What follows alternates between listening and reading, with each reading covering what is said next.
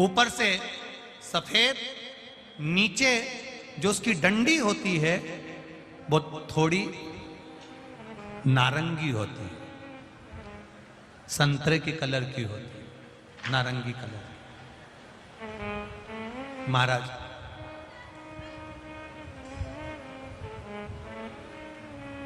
रात्रि में खिलने वाला ये फूल, रात्रि में जो फूल खिलता है ये पारिजात का, और हार श्रृंगार का जो ये पुष्प है जिसको हार श्रृंगार भी कहते हैं, पारिजात भी कहते हैं, और कहीं कहीं इसको शिरडली का पुष्प भी कहते हैं।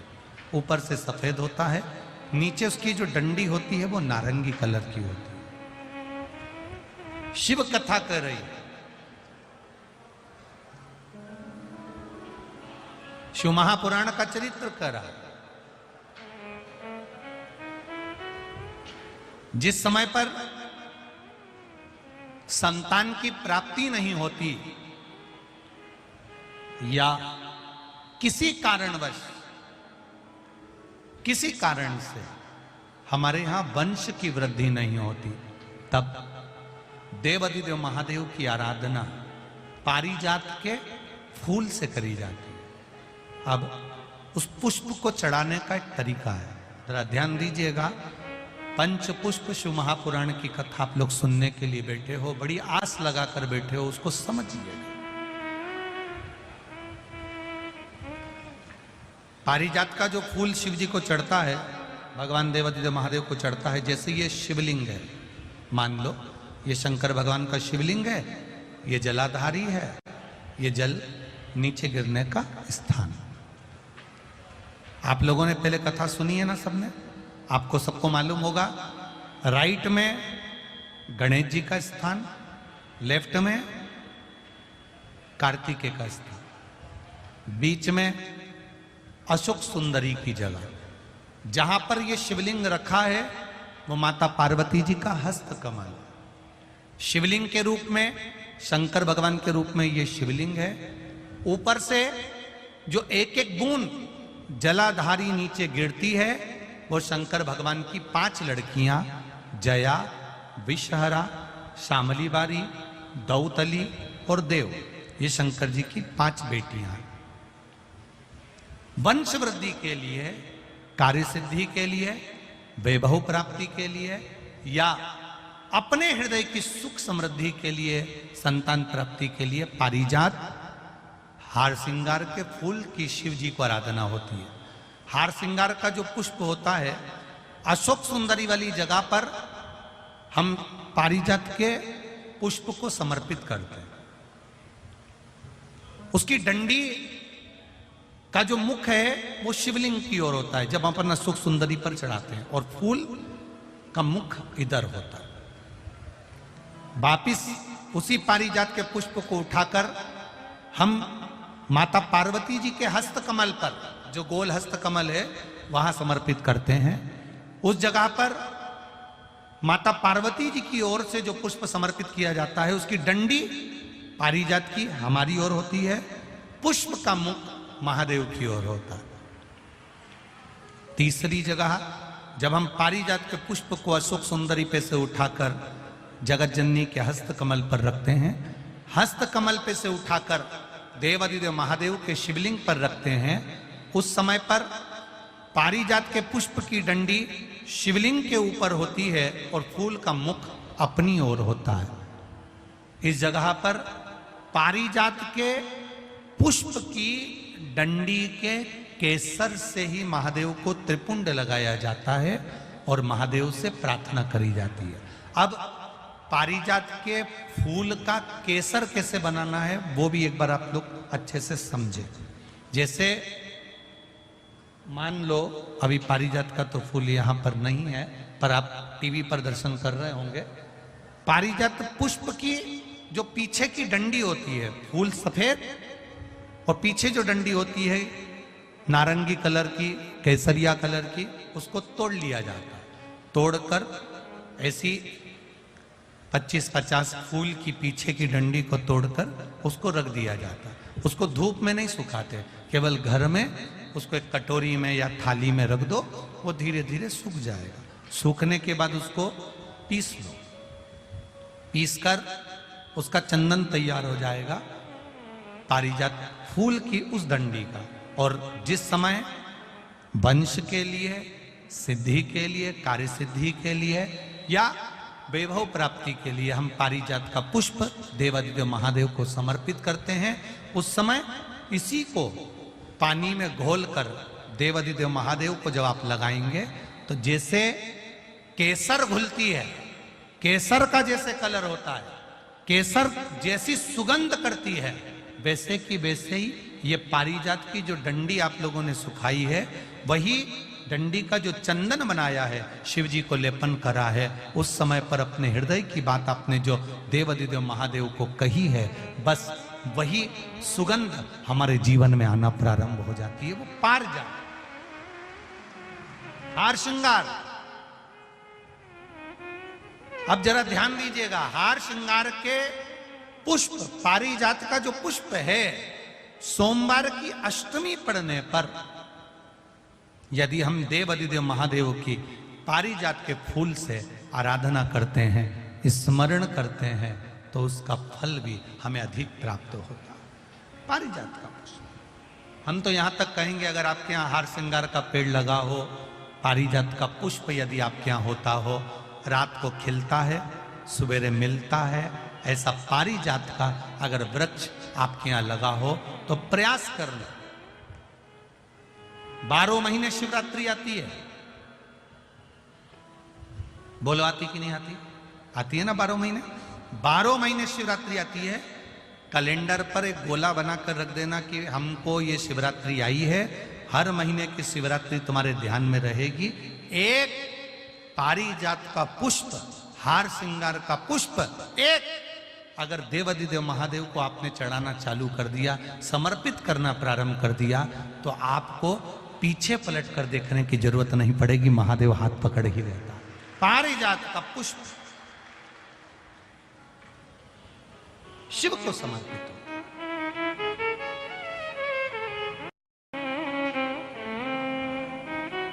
सफेद कलर का पुष्प है, आप टीवी पर दर्शन कर रहे होंगे, केसरिया कलर की, नारंगी कलर की उसकी डंडी है, भगवान शिव को समर्पित पारिजात। देवताओं को जो पुष्प चढ़ता है, उस फूल को अगर कोई पेड़ पे से, डाली पे से तोड़ा जाता है तो नहाकर नहीं तोड़ते। भगवान को चढ़ने वाले पुष्प को बिना नहाए तोड़ा जाता है। नहाकर पुष्प नहीं तोड़ा जाता।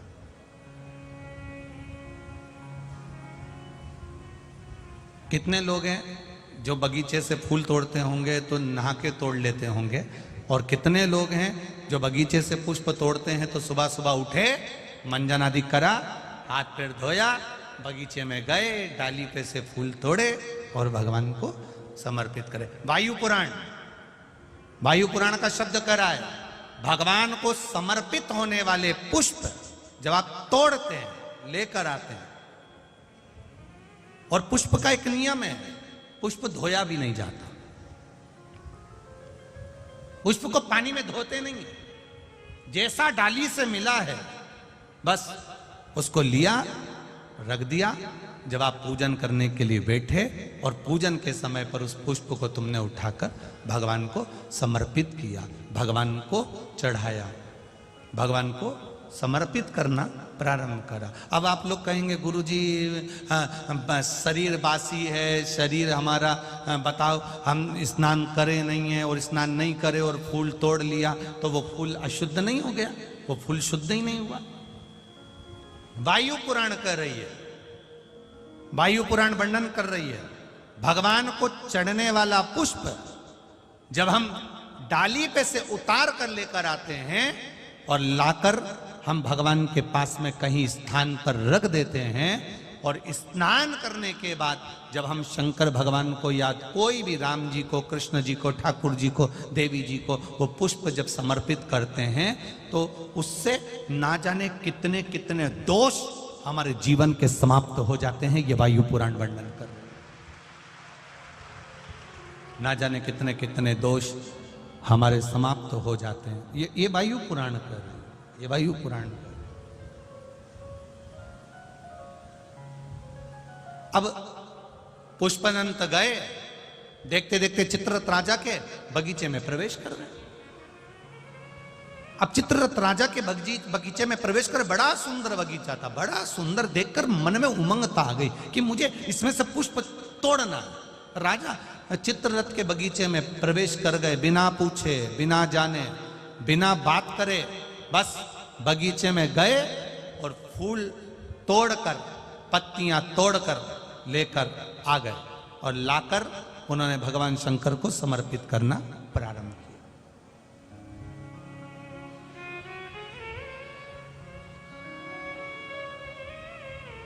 15 दिन निकल गए, 20 दिन निकल गए, 22 दिन निकल गए, 25 दिन निकल गए।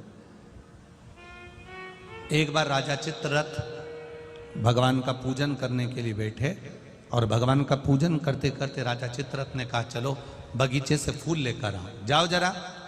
अब माली गए, जो सेवक थे वो बगीचे पहुंचे और बगीचे से पुष्प लेकर आने लगे। बगीचे से जब पुष्प लेकर आए तो बगीचे में जाकर क्या देखते हैं कि वहां तो एक भी पुष्प नहीं है, सारे पुष्प टूट चुके, कोई ले जा चुका। कोई बात नहीं, टूटकर नीचे गिर गए होंगे। दूसरा दिन हुआ, तीसरा दिन हुआ, चौथा दिन हुआ, पांचवा दिन हुआ। रोज बगीचे से फूल गायब हो जाते हैं, रोज बगीचे से फूल समाप्त हो जाते हैं और वो फूल मिल नहीं पाते हैं। बड़ा दुखी होते हैं राजा। आज राजा को क्रोध आ गया, आखिर बगीचे में से फूल चुरा कौन रहा, पता नहीं। हमने बहुत ढूंढा पर मिल नहीं रहा, बहुत प्रयास करा पर मिलता नहीं है।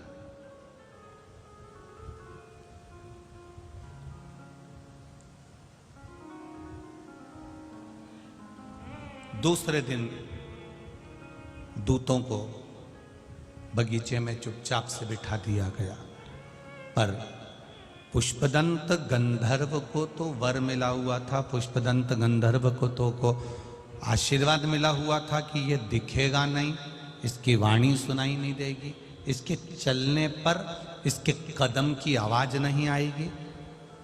इसको तो वर था। अब ना तो वाणी सुनाई दे रही है, ना कदम चलते हुए दिख रहे हैं, ना ये दिख रहा, और फूल टूट गए, ले गए। राजा को क्रोध आ गया। चित्ररथ राजा ने विचार करा कि मेरे यहां से रोज फूल जा रहे हैं, पकड़ाई में नहीं आ रहा, तो अब करूं क्या। राजा चित्ररथ भी शिव जी की उपासना करता था, भगवान शंकर का भजन करता था, शिव जी की आराधना में डूबा रहता था। आज उसने विचार करा, शंकर जी पे से चढ़ा हुआ निर्माल्य बेलपत्र उठाया जाए और शिव जी पे से चढ़ा हुआ निर्माल्य उठाकर, बेलपत्र उठाकर बगीचे के आसपास में डाल दिया जाए।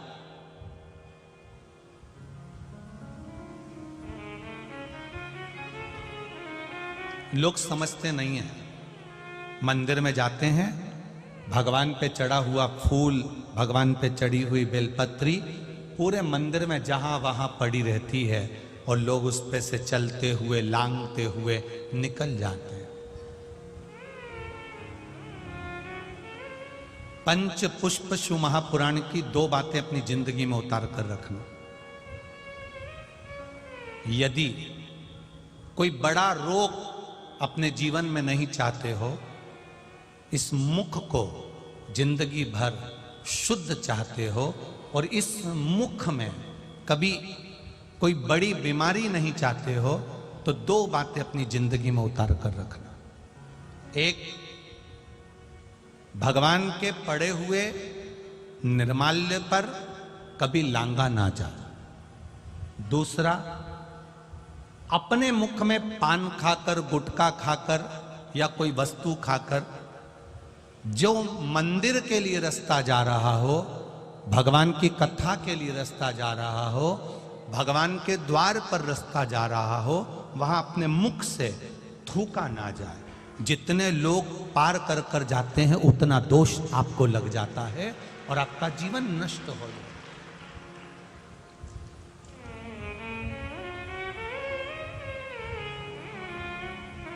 बीच पथ पर, जिस मार्ग से भगवान शंकर का शिवालय जा रहे हो, जिस मार्ग से भगवान के मंदिर जा रहे हो, जिस मार्ग से अगर कोई नारी, कोई पुरुष, कोई बच्चा, कोई बूढ़ा, कोई व्यक्ति एक लोटा जल लेकर भी अगर भगवान के मंदिर जा रहा है, उस मार्ग पर, बीच मार्ग पर अगर कोई थूकता है और उस थूक को जितनी बार लोग लांग कर मंदिर के द्वार तक जाते हैं, उतना उतना रोग इस शरीर के अंदर बढ़ता चले जाता है। इसलिए हमारे यहाँ पहले के समय में, आज के लोगों को तो स्मरण है कि नहीं है, पहले तो थूकने के लिए भी एक पीक दान होता था जिसमें थूका जाता था। आज के जमाने में तो आदमी पूरी पृथ्वी को पीक दान बनाकर रखा है, जहां मर्जी पड़ती है वहां थूक देता है।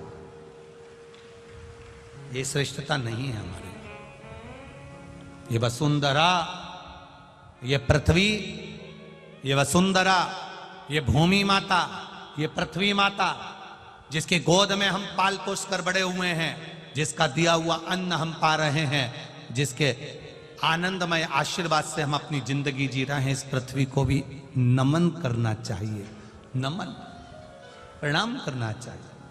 हम हमेशा कहते आए हैं, आज फिर कहते हैं, जिसकी बंजर भूमि पड़ी हो, जिसमें अनाज भी नहीं होता हो, बहुत मेहनत कर ली है, उस भूमि में कुछ नहीं होता, लोगों ने कह दिया इस भूमि में कुछ नहीं होता, ये जमीन बेकार है, ये जमीन बेकार है, ये जमीन बेकार है। आपसे निवेदन करना चाहेंगे, किसी मंदिर का निर्माल्य जो शिव जी पर चढ़ा हो, इकट्ठा हो गया हो, उस मंदिर के निर्माल्य को एकत्रित कर लो, डलिया में भर लो, और पूरे पूरे भूमि पर उस निर्माल्य का खाद बनाकर, उस पूरी जमीन पर आप उस निर्माल्य के खाद को थोड़ी थोड़ी दूर पर इतना इतना खड्डा खोद कर बाबा के उस निर्माल्य को डालना प्रारंभ करिए।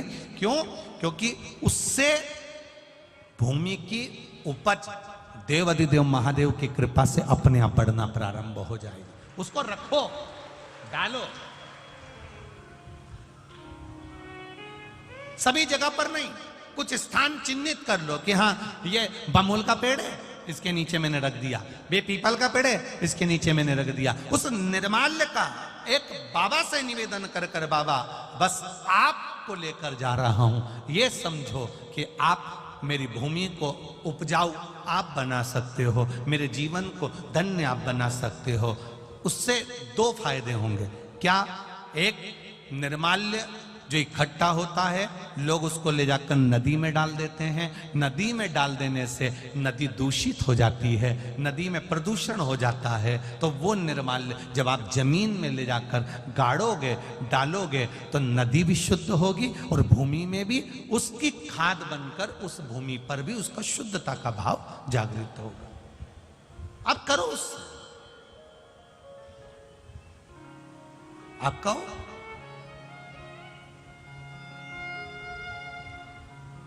हर कहीं थूक देना, हर कहीं पर पान खाकर थूक दिया, तंबाकू खाकर थूक दिया, कहीं पर भी तुम्हारा मन पड़ा और तुमने पिचकारी, ना ना ना ना ना, शिव पुराण कर रही है, उससे हमें दोष लगता।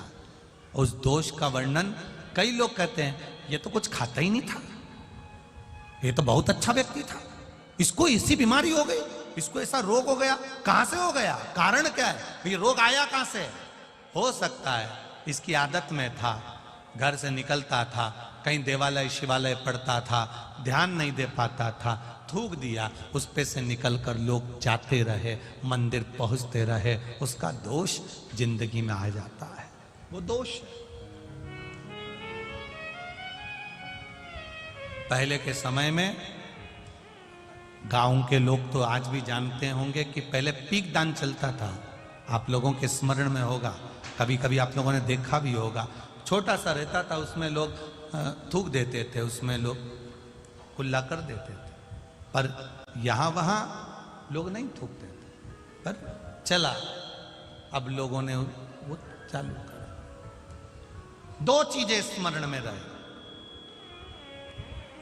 कोटेश्वर बाबा का दर्शन करने जाओ, महाकाल बाबा का दर्शन करने जाओ, ओमकारेश्वर बाबा का दर्शन करने जाओ, चाहे तुम्हारी मर्जी पड़े, जिस शिवालय में दर्शन करने जाओ, जिस मंदिर में दर्शन करने जाओ, उस मंदिर में अगर कोई बेलपत्री जमीन पे पड़ी है, कोई फूल पड़ा है, आप दर्शन करने आए हो ना, उसको उठाकर किसी एक कोने में, किसी एक जगह पर ले जाकर पटक दो। कहीं थोड़ा सा भी अगर पुष्प और निर्माल्य रास्ते में पड़ा है, उसको कोई लांगेगा, उसका दोष हमको लगेगा, इसलिए उसको उठाकर कहीं एक और रख दिया जाए, रख दो उसको।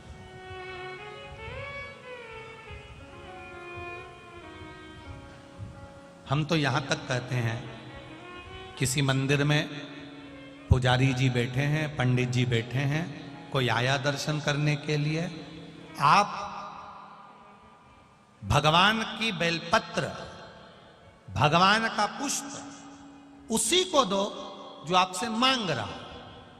कई बार विद्वज्जन उस फूल को, उस बेलपत्री को उठाकर उसको दे देते हैं जो उसका मोल नहीं समझता, और बाद में उसको ले जाकर कहीं पटक देता है। गंधर्व पृथ्वी पर भ्रमण करने के लिए आया,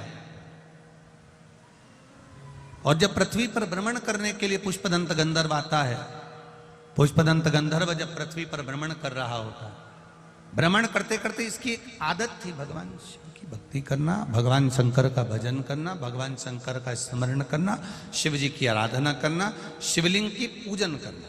अब पुष्पदंत गंधर्व ने विचार करा कि मैं पृथ्वी पर आ गया हूं, क्यों ना यहां शंकर के शिवलिंग का निर्माण करूं और उसका पूजन करूं।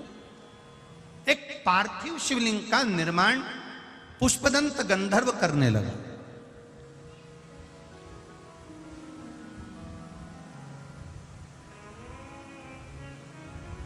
और पार्थिव शिवलिंग का निर्माण कर कर उसका पूजन करता, कहीं से फूल पत्ती मिल जाते समर्पित कर देता। एक बार उसके मन में आया कि चलो जरा मैं भ्रमण कर कर आता हूं। भ्रमण करते करते करते करते राजा चित्ररथ के सुंदर उद्यान में, सुंदर बगीचे में पहुंच गए। कभी कभी आप भी जाते जाते रास्ते में किसी का पौधा देख लेते हो, किसी का पेड़ देख लेते हो, किसी का बगीचा देख लेते हो, किसी की वस्तु देख लेते हो, आपके भीतर भी वो भाव जागृत हो जाता है कि ये अच्छा फूल है, मैं भगवान के लिए तोड़ लेती हूँ। अभी नवरात्रे चल रहे हैं, लाल कलर का वो फूल होता है ना, तो लोग किसी के भी पेड़ से, किसी के भी बगीचे से, किसी के यहाँ से भी तोड़ कर ले आते हैं, देवी जी को चढ़ा देते हैं, बड़े प्रेम से पल्लू वल्लू लेके खुश होके। तुम सोचती हो कि देवी मैया प्रसन्न हो गई, देवी जी कह रही हैं अरे वो चोटी, बताओ, दूसरे के घर का चुरा कर लिया, दूसरे के घर का उठा कर लिया, दूसरे का सामान लेकर आ गई और चढ़ा कर कह रही है कि मैंने भगवान का पूजन कर दिया, भगवान की आराधना कर दी, भगवान की सेवा कर दी। ना ना, जैसे अपने घर का एक लोटा जल लेकर जा रहे हो, अगर किसी के यहां तुमने पूछ लिया कि हमें आपके बगीचे का फूल ले जाएं, वो आज्ञा दे दे तो ले जाओ।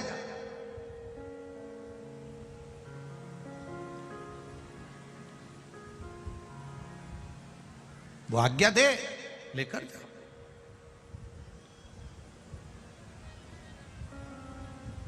आज्ञा होने के बाद में फूल शिव जी को चढ़ा रहे हो तो वायु पुराण कहती है, वायु पुराण वर्णन करती है। आप लोगों को तो मालूम होगा, आप लोग क्योंकि सब कोटेश्वर के पास के हो, तो आप लोगों के तो स्मरण में होगा कि शंकर भगवान को या देवताओं को जो पुष्प चढ़ता है, उस फूल को अगर कोई पेड़ पे से, डाली पे से तोड़ा जाता है तो नहाकर नहीं तोड़ते, भगवान को चढ़ने